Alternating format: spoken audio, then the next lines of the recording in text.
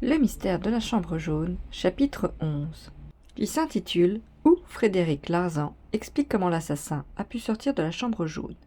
Dans la masse de papier, documents, mémoires, extraits de journaux, pièces de justice dont je dispose relativement au mystère de la chambre jaune se trouve un morceau des plus intéressants. C'est la narration du fameux interrogatoire des intéressés qui eut lieu cet après-midi-là dans le laboratoire du professeur Stangerson, devant le chef de la sûreté. Cette narration est due à la plume de Monsieur Madeleine, le greffier, qui, tout comme le juge d'instruction, faisait à ces moments perdus de la littérature. Ce morceau devait faire partie d'un livre qui n'a jamais paru et qui devait s'intituler « Mes interrogatoires ». Il m'a été donné par le greffier lui-même quelque temps après le dénouement inouï de ce procès unique dans les fastes juridiques. Le voici. Ce n'est plus une sèche transcription de demandes et de réponses. Le greffier y relate souvent ses impressions personnelles, la narration du greffier. Depuis 1 heure, raconte le greffier, le juge d'instruction et moi, nous nous trouvions dans la chambre jaune avec l'entrepreneur qui avait construit sur les plans du professeur Stangerson le pavillon. L'entrepreneur était venu avec un ouvrier, M. de Marquet, avait fait nettoyer entièrement les murs, c'est-à-dire qu'il avait fait enlever par l'ouvrier tout le papier, qu'il le décorait, des coups de pioche et de pique, çà et là, nous avait démontré l'inexistence d'une ouverture quelconque. Le plancher et le plafond avaient été longuement sondés. Nous n'avions rien découvert. Il n'y avait rien à découvrir. Monsieur de Marquet paraissait enchanté et ne cessait de répéter « Quelle affaire, monsieur l'entrepreneur, quelle affaire ! Vous verrez que nous ne saurons jamais comment l'assassin a pu sortir de cette chambre-là. » Tout d'un coup, monsieur de Marquet, la figure rayonnante, parce qu'il ne comprenait pas, voulut bien se souvenir que son devoir était de chercher à comprendre, et il appela le brigadier de gendarmerie. « Brigadier, fit-il, allez donc au château et priez monsieur Stangerson et monsieur Robert Darzac de venir me rejoindre dans le laboratoire, ainsi que le père Jacques. Faites-moi amener aussi par vos hommes les 2 concierges. » 5 minutes plus tard, tout ce monde fut réuni dans le laboratoire. Le chef de la sûreté, qui venait d'arriver au Glandier, nous rejoignit aussi. Dans ce moment, j'étais assis au bureau de M. Stangerson, prêt au travail, quand M. de Marquet nous tint ce petit discours, aussi original qu'inattendu. « Si vous le voulez, messieurs, disait-il, puisque les interrogatoires ne donnent rien, nous allons abandonner pour une fois le vieux système des interrogatoires. Je ne vous ferai point venir devant moi à tour de rôle, non. Nous resterons tous ici, M. Stangerson et M. Robert Darzac, le père Jacques, les 2 concierges, monsieur le chef de la sûreté, monsieur le greffier et moi. Et nous serons là tous, au même titre. Les concierges voudront bien oublier un instant qu'ils sont arrêtés. Nous allons causer. Je vous ai fait venir pour causer. Nous sommes sur les lieux du crime. Eh bien, de quoi causerions-nous si nous ne causions pas du crime? Parlons-en donc. Parlons-en. Avec abondance, avec intelligence et avec stupidité. Disons tout ce qui nous passera par la tête. Parlons sans méthode, puisque la méthode ne nous réussit point. J'adresse une fervente prière au Dieu hasard, le hasard de nos conceptions. Commençons. Sur quoi, en passant devant moi, il me dit à voix basse « Hein? Croyez-vous quelle scène? Auriez-vous imaginé ça, vous? J'en ferai un petit acte dans le vaudeville. » Et il frottait les mains avec jubilation. Je portai les yeux sur M. Stangerson. L'espoir que devait faire naître en lui le dernier bulletin des médecins, qui avait déclaré que Mlle Stangerson pourrait survivre à ses blessures, n'avait pas effacé de ce noble visage les marques de la plus grande douleur. Cet homme avait cru sa fille morte, et il en était encore tout ravagé. Ses yeux bleus, si doux et si clairs, étaient alors d'une infime tristesse. J'avais eu l'occasion plusieurs fois, dans des cérémonies publiques, de voir M. Stangerson. J'avais été d'abord frappé par son regard si pur qu'il semblait celui d'un enfant, regard de rêve, regard sublime et immatériel de l'inventeur ou du fou. Dans ces cérémonies, derrière lui ou à ses côtés, on voyait toujours sa fille, car il ne se quittait jamais, disait-on, partageant les mêmes travaux depuis de longues années. Cette vierge, qui avait alors 35 ans et qui en paraissait à peine 30 ans, consacrée toute entière à la science, soulevait encore l'admiration par son impériale beauté, restée intacte sans une ride, victorieuse du temps et de l'amour. Qui m'eût dit alors que je me trouverais un jour prochain au chevet de son lit avec mes paperasses et que je la verrais presque expirante, nous raconter avec effort le plus monstrueux, le plus mystérieux attentat que j'ai ouï de ma carrière.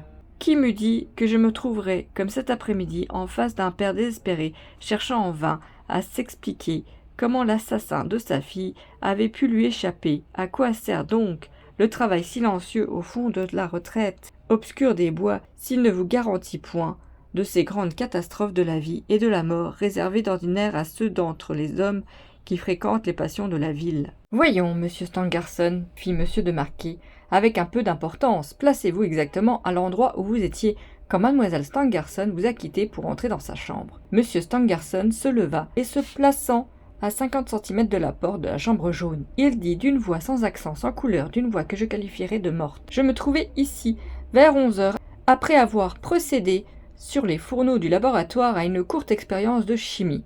J'avais fait glisser mon bureau jusqu'ici, car le père Jacques, qui passa la soirée à nettoyer quelques-uns de mes appareils, avait besoin de toute la place qui se trouvait derrière moi. Ma fille travaillait au même bureau que moi. Quand elle se leva, après m'avoir embrassé et souhaité le bonsoir au père Jacques, elle dut, pour entrer dans sa chambre, se glisser assez difficilement entre mon bureau et la porte. C'est vous dire que j'étais bien près du lieu où le crime allait se commettre. « Et ce bureau ?» interrompis-je, obéissant, en me mêlant à cette conversation. « Oh !» Au désir exprimé par mon chef, et ce bureau, aussitôt que vous eûtes, monsieur Stangerson, entendu crier à l'assassin, et qu'eurent éclaté les coups de revolver, ce bureau, qu'est-il devenu?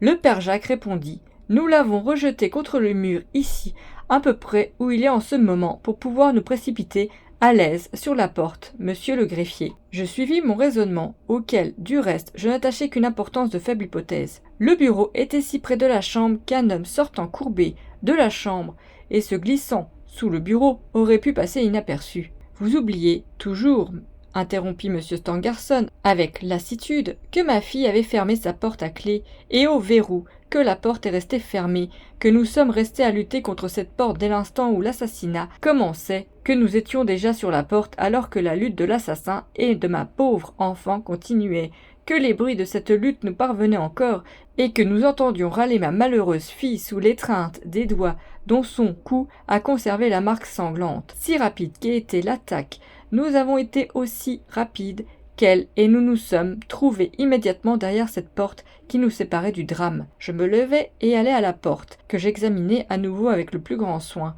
Puis je me suis relevé et fis un geste de découragement. Imaginez, dis-je, que le panneau inférieur de cette porte ait pu être ouvert sans que la porte ait été dans la nécessité de s'ouvrir, et le problème serait résolu. Mais malheureusement, cette dernière hypothèse est inadmissible après l'examen de la porte. C'est une solide et épaisse porte de chêne constituée de telle sorte qu'elle forme un bloc inséparable. C'est très visible, malgré les dégâts qui ont été causés par ceux qui l'ont enfoncée. « Oh !» fit le père Jacques. « C'est une vieille et solide porte du château qu'on a transportée ici, une porte comme on n'en fait plus maintenant. Il nous a fallu cette barre de fer pour en avoir raison, à 4, car le concierge s'y était mis aussi. Comme une brave femme qu'elle est, monsieur le juge, c'est tout de même malheureux de les voir en prison à cette heure. » Le père Jacques n'eut pas plutôt prononcé cette phrase de pitié et de protestation que les pleurs et les jérémiades des deux concierges recommencèrent. Je n'ai jamais vu de prévenus aussi larmoyants. J'en étais profondément dégoûté, même en admettant leur innocence. Je ne comprenais pas que deux êtres pussent, à ce point, manquer de caractère devant le malheur. Une nette attitude, dans de pareils moments, vaut mieux que toutes les larmes et que tous les désespoirs, lesquels, le plus souvent, sont fins et hypocrites. « Hé !» s'écria M. de Marquet, encore une fois, assez de piailler comme ça, et dites-nous, dans votre intérêt, ce que vous faisiez à l'heure où l'on assassinait votre maîtresse sous les fenêtres du pavillon, car vous étiez tout près du pavillon quand le père Jacques vous a rencontré. Nous venions au secours, gémit-il, et la femme entre deux hoquets glapit. Ah, si nous le tenions, l'assassin, nous lui ferions passer le goût du pain. Et nous ne pûmes, une fois de plus, leur tirer deux phrases sensées de suite. Ils continuèrent de nier avec acharnement, d'attester le bon Dieu et tous les saints qu'ils étaient dans leur lit quand ils avaient entendu un coup de revolver. Ce n'est pas un, mais deux coups qui ont été tirés. Vous voyez bien que vous mentez. Si vous avez entendu l'un, vous devez avoir entendu l'autre. Mon Dieu, monsieur le juge, nous n'avons entendu que le second. Nous dormions encore, bien sûr, quand on a tiré le premier. Pour ça, on en a tiré deux, fit le père Jacques. Je suis sûr, moi, que toutes les cartouches de mon revolver étaient intactes. nous avons retrouvé 2 cartouches brûlées, 2 balles, et nous avons entendu 2 coups de revolver derrière la porte, n'est-ce pas, monsieur Stangerson? Oui, fit le professeur, 2 coups de revolver, un coup sourd d'abord, puis un coup éclatant. Pourquoi continuez-vous à mentir? S'écria monsieur de Marquet, se retournant vers les concierges. Croyez-vous la police aussi bête que vous? Tout prouve que vous étiez dehors, près du pavillon, au moment du drame. Qui faisiez-vous? Vous ne voulez pas le dire? Votre silence atteste votre complicité. Et quant à moi, fit-il en se tournant vers monsieur Stangerson, quant à moi, je ne pus m'expliquer la fuite de l'assassin que par l'aide apportée par ses 2 complices. Aussitôt que la porte a été défoncée, pendant que vous, monsieur Stangerson, vous vous occupiez de votre malheureux enfant, le concierge et sa femme facilitaient la fuite du misérable qui se glissait derrière eux, parvenait jusqu'à la fenêtre du vestibule et sautait dans le parc. Le concierge refermait la fenêtre et les volets derrière lui, car enfin, ces volets, ce ne sont pas fermés tout seuls. Voilà ce que j'ai trouvé. Si quelqu'un imaginait autre chose, qu'il le dise. Monsieur Stangerson intervient. C'est impossible. Je ne crois pas à la culpabilité ni à la complicité de mes concierges, bien que je ne comprenne pas ce qu'ils faisaient dans le parc. À cette heure avancée de la nuit, je dis c'est impossible parce que la concierge tenait la lampe et n'a pas bougé du seuil de la chambre, parce que moi, sitôt la porte défoncée, je me mis à genoux près du corps de mon enfant et qu'il était impossible que l'on sortît ou que l'on entrât de cette chambre par cette porte, sans enjamber le corps de ma fille et sans me bousculer moi. C'est impossible parce que le père Jacques et le concierge n'ont eu qu'à jeter un regard dans cette chambre et sous le lit, comme je l'ai fait en entrant, pour voir qu'il n'y avait plus personne dans la chambre que ma fille à l'agonie. Que pensez-vous, monsieur Darzac, qui n'avait encore rien dit, demanda le juge. Monsieur Darzac répondit qu'il ne pensait rien. Et vous, monsieur le chef de la sûreté? Monsieur Dax, le chef de la sûreté, avait jusqu'alors uniquement écouté et examiné les lieux. Il daignait enfin desserrer les dents. Il faudrait, en attendant que l'on trouve le criminel, découvrir le mobile du crime. Cela nous avancerait un peu, fit-il. Monsieur le chef de la sûreté, le crime apparaît bassement passionnel, répliqua monsieur de Marquet. Les traces laissées par l'assassin, le mouchoir grossier et le béret ignoble nous portent à croire que l'assassin n'appartenait point à une classe de la société très élevée.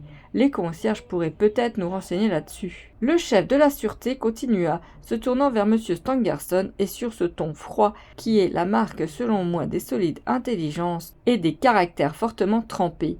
Mademoiselle Stangerson ne devait-elle pas prochainement se marier? Le professeur regarda douloureusement monsieur Robert Darzac. Avec mon ami, que j'eusse été heureux d'appeler mon fils, avec monsieur Robert Darzac.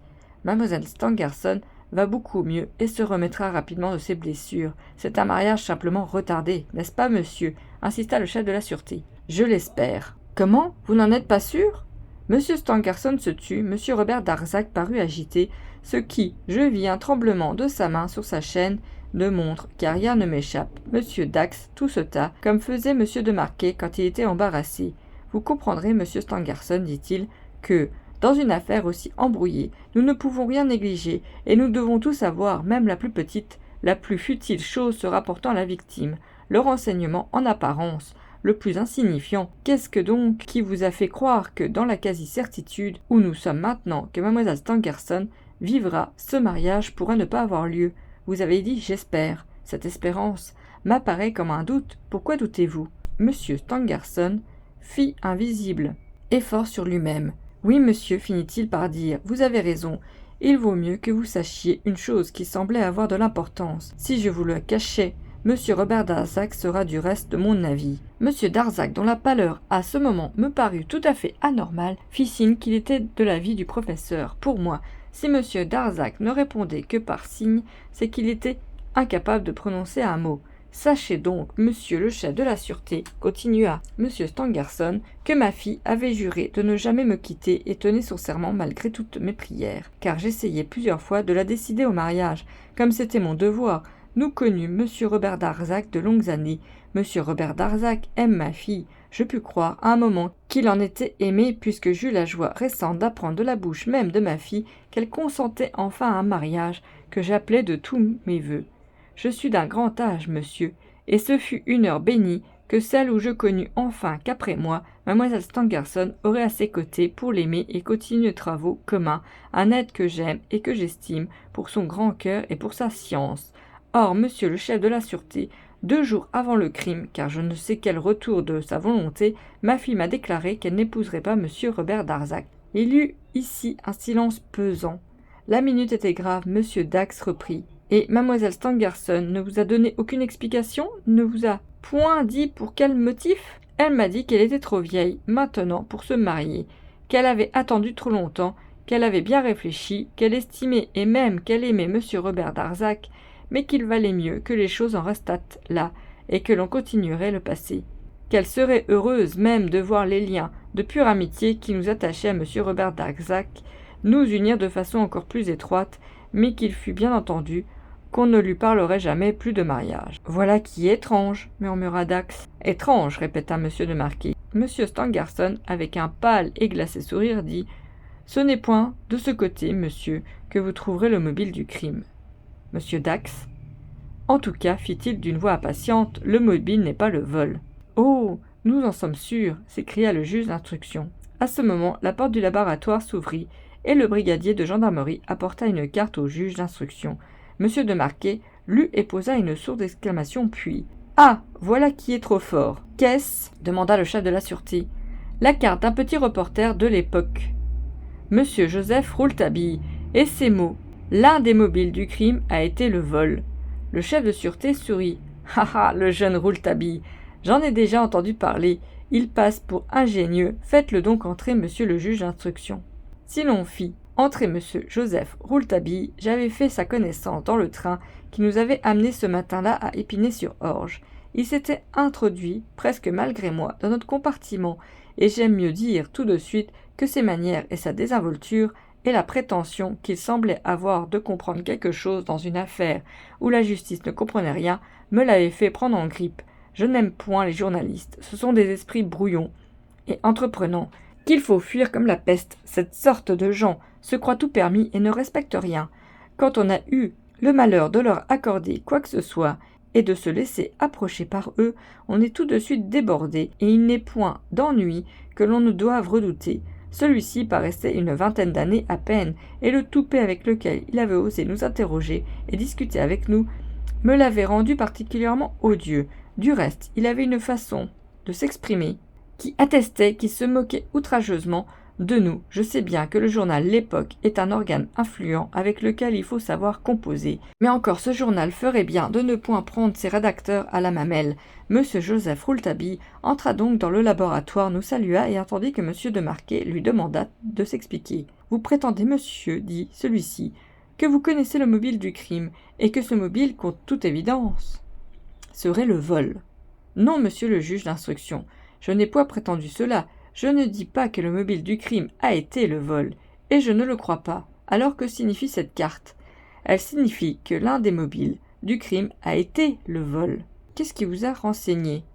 Ceci, si vous voulez bien m'accompagner. » Et le jeune homme nous pria de le suivre dans le vestibule. Ce que nous fîmes là, il se dirigea du côté du lavatory et pria monsieur le juge d'instruction de se mettre à genoux à côté de lui. Ce lavatory recevait du jour par sa porte vitrée, et quand la porte était ouverte, la lumière qui y pénétrait était suffisante pour l'éclairer parfaitement. Monsieur de Marquet et monsieur Joseph Rouletabille s'agenouillaient sur le seuil. Le jeune homme montrait un endroit de la dalle. Les dalles du lavatory n'ont point été lavées par le père Jacques, fit-il, depuis un certain temps. Tout cela se voit à la couche de poussière qui les recouvre. Or, voyez à cet endroit la marque des deux larges semelles de cette cendre noire qui accompagne partout les pas de l'assassin. Cette cendre n'est point autre chose que la poussière de charbon qui couvre le sentier que l'on doit traverser pour venir directement à travers la forêt d'Épinay au Glandier. Vous savez qu'à cet endroit il y a un petit hameau de charbonniers et qu'on y fabrique du charbon de bois en grande quantité.